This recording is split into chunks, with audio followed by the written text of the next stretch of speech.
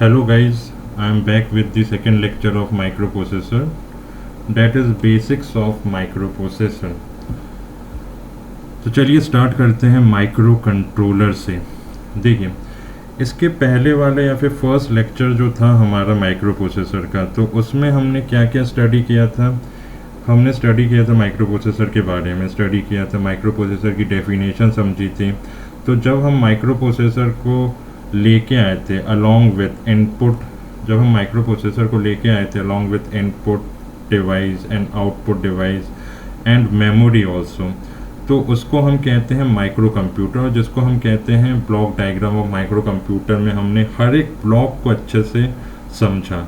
ठीक है, तो input device, output device, memory के बारे में समझा। माइक्रो प्रोसेसर के अंदर जो ALU रहता है, अरिथमेटिक एंड लॉजिकल यूनिट का क्या काम है, रजिस्टर एरे और कंट्रोल यूनिट का क्या काम होता है माइक्रो प्रोसेसर, वो भी अच्छे से हमने क्लियर किया था फर्स्ट लेक्चर में।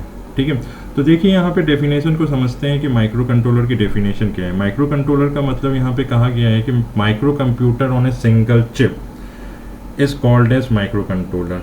तो यानी कि जब माइक्रो कंप्यूटर को या फिर उसके block diagram of micro computer को जब हम एक सिंगल चिप में डिज़ाइन कर देते हैं तो उसको हम कहते हैं micro controller.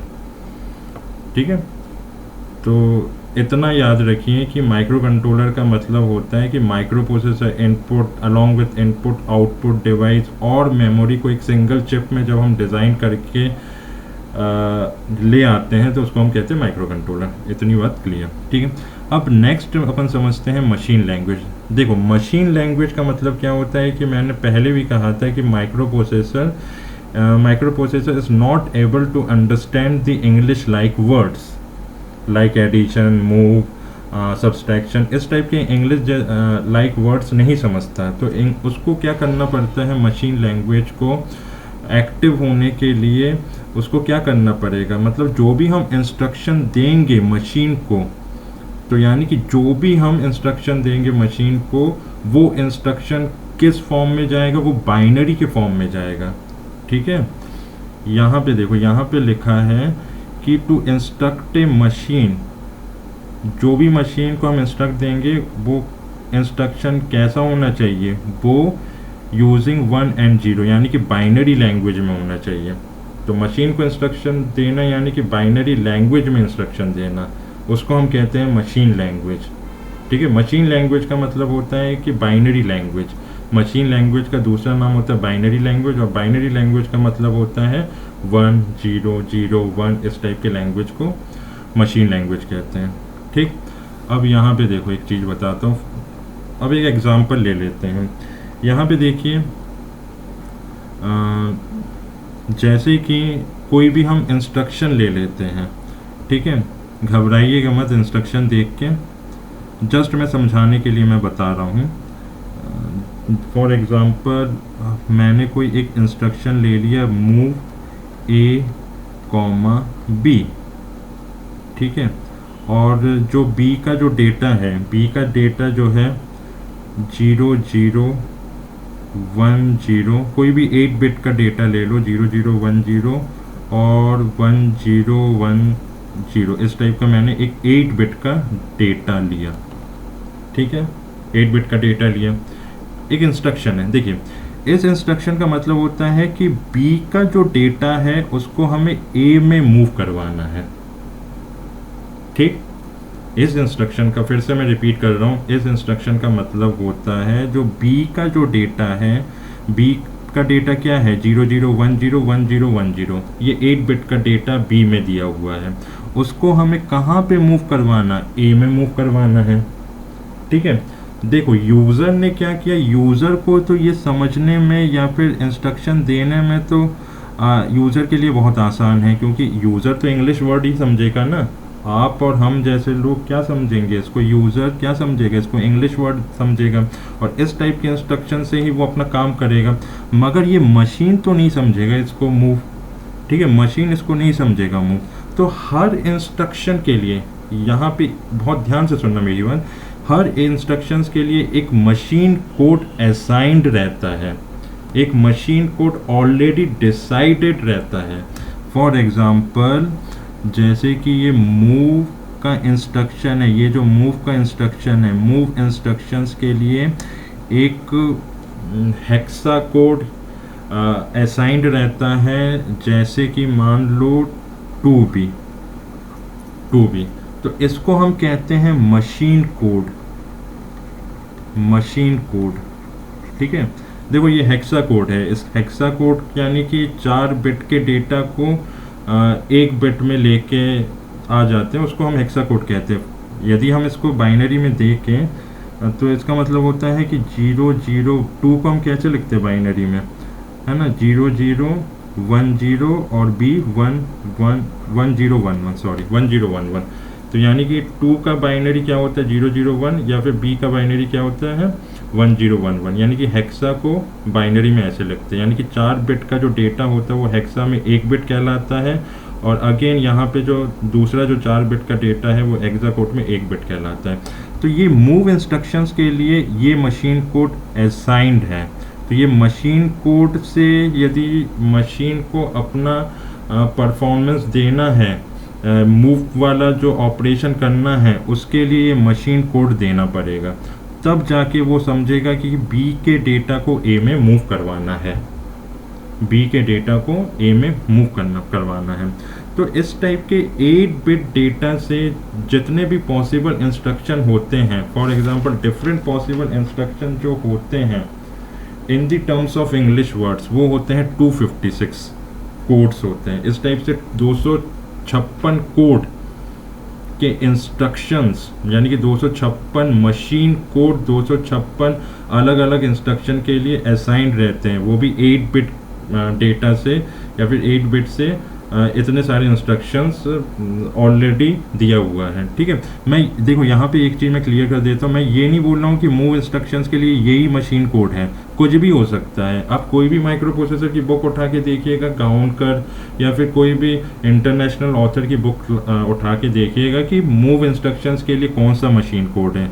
when we are going to talking about the microprocessor, any particular microprocessor like 8085, 8086, like that, okay। तो इतनी बात क्लियर रखिएगा। और एक और चीज़ मैं कहना चाहता हूँ इसमें कि इसका सॉरी देखो इसमें, हाँ, तो इस टाइप से देखो, इस टाइप से कितने पॉसिबल इंस्ट्रक्शन हो सकते हैं 2 to the power 8, यानी कि अपन कह सकते हैं different possible instruction, different possible instruction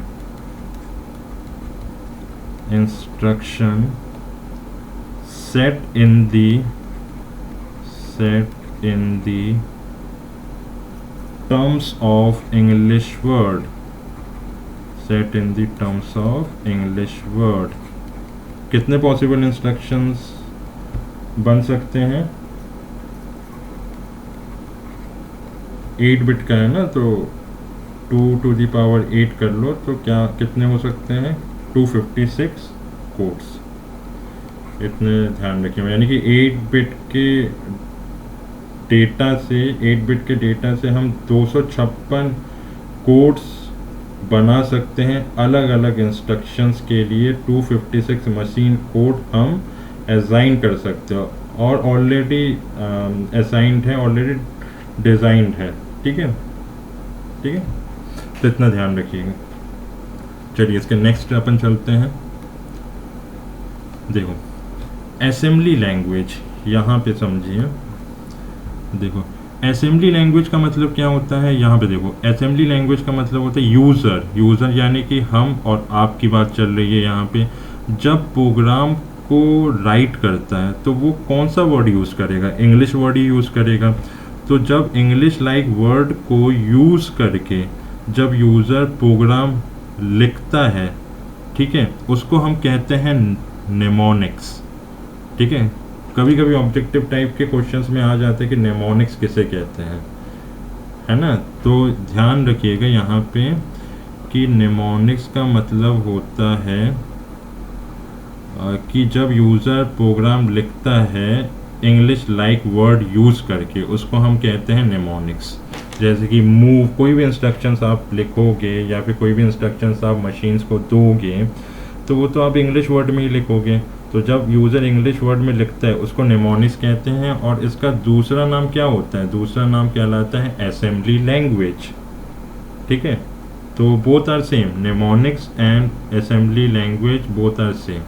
ठीक है, नेक्स्ट यदि अपन असेंबलर की बात करें, जब असेंबली लैंग्वेज को मशीन लैंग्वेज में कन्वर्ट कर देते हैं तो उसको कहते हैं असेंबलर। आ रही बात समझ में? जब असेंबली कौन है? देखो यहाँ पे असेंबली लैंग्वेज कौन दे रहा है? असेंबली लैंग्वेज दे रहा है यूज़र। यहाँ पे असेंबली लैंग्वेज कौन दे रहा है? यूज़र दे रहा है। और मशीन लैंग्वेज को क्या पता है? मशीन लैंग्वेज तो मशीन कोड के रिस्पेक्ट में काम करेगा। ठीक है, मशीन कोड के रिस्पेक्ट में काम करेगा। फॉर एग्जांपल, यदि हम यूज़र ने एडिशन वाला कोई इंस्ट्रक्शन दिया, एडिशन का कोई इंस्ट्रक्शन दिया, इस टाइप का कोई इंस्ट्रक्शन दिया, ठीक है, तो मशीन या फिर मशीन को तो एडिशन ऑपरेशन करना है, तो मशीन सीधा एडिशन सुनते ही साथ ऑपरेशन नहीं कर देगा, है ना। तो एडिशन के लिए कोई एक मशीन कोड असाइंड रहेगा, कोई एक मशीन कोड ऑलरेडी बना होगा इस पर्टिकुलर इंस्ट्रक्शंस के लिए। यानी कि मान के चलिए कि फॉर एग्जांपल कोई भी एक एग्जांपल ले लो, फॉर एग्जांपल 2A ले लो, ठीक है। तो 2A के लिए, ये 2A जो है एक मशीन कोड है जिसका यदि बाइनरी हम देखें तो 0010 है। ये हमने हेक्सा कोड में लिखा है, 2A को हेक्सा कोड में लिखा, और इसको बाइनरी में लिखेंगे तो 1010 लिखेंगे। तो ये 2A जो कोड ऑलरेडी एडिशन के लिए बना है, तो जैसे ही आपने तो यूज़र ने तो एडिशन दे दिया, मगर वो मशीन क्या करेगा, ज्यों कि उसके लिए एडिशन के लिए मशीन कोड 2A है, तो वो 2A से समझ जाएगा कि मुझे क्या चीज़ परफॉर्म करके देना है।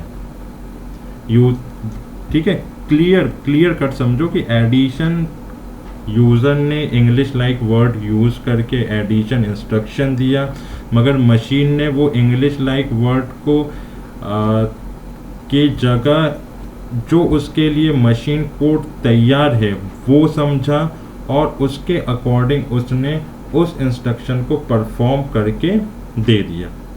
ठीक है, ये होता है असेंबली लैंग्वेज और मशीन लैंग्वेज के बीच का डिफरेंस। ठीक,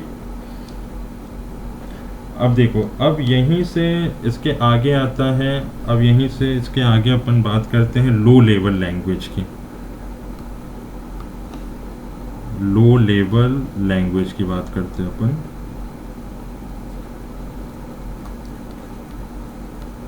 लो लेवल लैंग्वेज, देखो लो लेवल लैंग्वेज का मतलब होता है, बहुत ही बड़ा चढ़ा के इसकी डेफिनेशन नहीं देखनी है अपने को, सिंपल वे में समझना है। देखो, लो लेवल लैंग्वेज का मतलब होता है machine is specific languages, machine is specific languages, machine is specific languages, machine specific languages are called as क्या, low level language।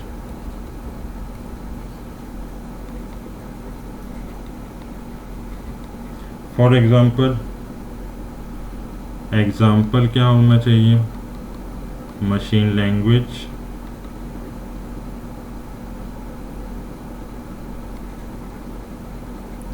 और क्या होना चाहिए इसका example, assembly language.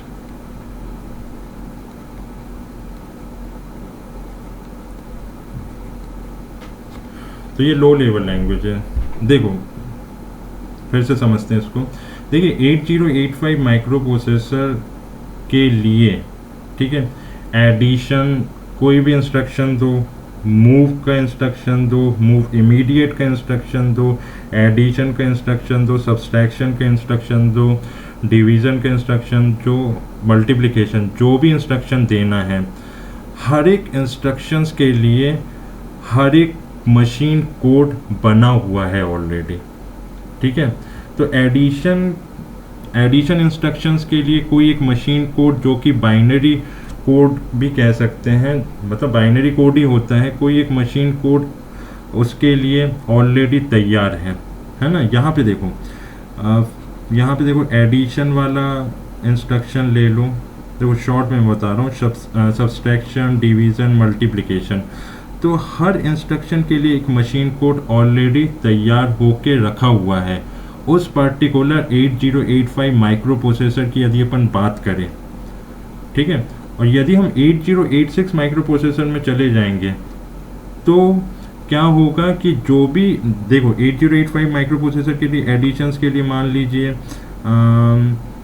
2A machine code design है, सब्सट्रैक्शन के लिए 2B है, डिवीज़न के लिए 2C है, ठीक है, 2C है,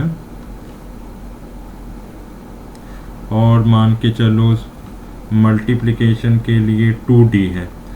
तो ये सब किसके इंस्ट्रक्शन की बात कर रहा हूँ, 80, कुछ भी हो सकता है, कुछ भी नहीं, ऑलरेडी इसके लिए इंस्ट्रक्शंस ऑलरेडी असाइंड है ना। यदि आप गाउनकर की माइक्रो प्रोसेसर की बुक में देखोगे तो हर पर्टिकुलर इंस्ट्रक्शन के लिए मशीन कोड ऑलरेडी बना हुआ है, ठीक है। तो ये इंस्ट्रक्शंस के लिए ये मशीन कोड, सब्सट्रैक्शन के लिए ये, डिवीज़न के लिए ये, मल्टीप्लिकेशन के लिए ये सिर्फ और सिर्फ, यदि लो लेवल लैंग्वेज की बात करें, वो पर्टिकुलर मशीन्स के लिए ये इंस्ट्रक्शंस है, और उस इंस्ट्रक्शन के अकॉर्डिंग वो ही पर्टिकुलर मशीन कोड एप्लीकेबल होगा, ठीक है।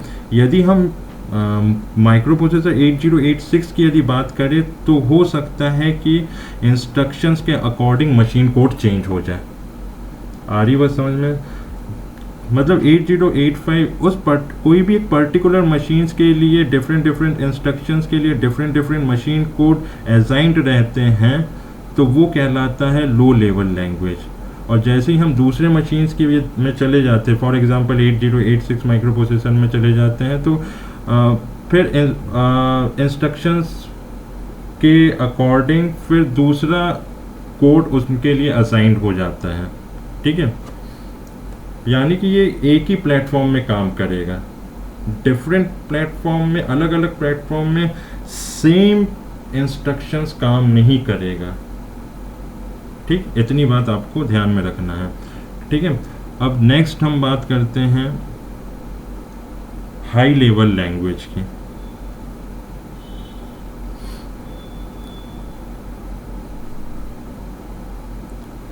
देखो ये तो रिमूव कर देता हूँ मैं, इसको बस समझाने के लिए था, ठीक है। अल्टीमेटली यही डेफिनेशन है, ठीक। तो नेक्स्ट हम बात करते हैं हाई लेवल लैंग्वेज की।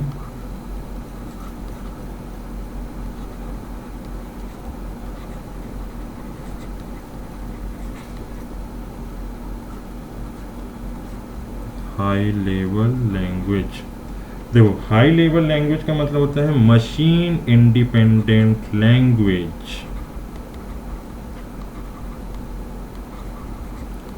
मशीन इंडिपेंडेंट लैंग्वेजेस को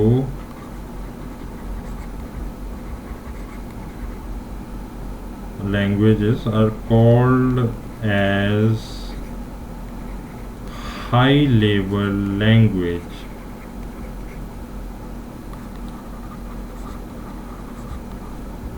फॉर एन एग्जाम्पल, ठीक है, C++, पाइथन, जावा,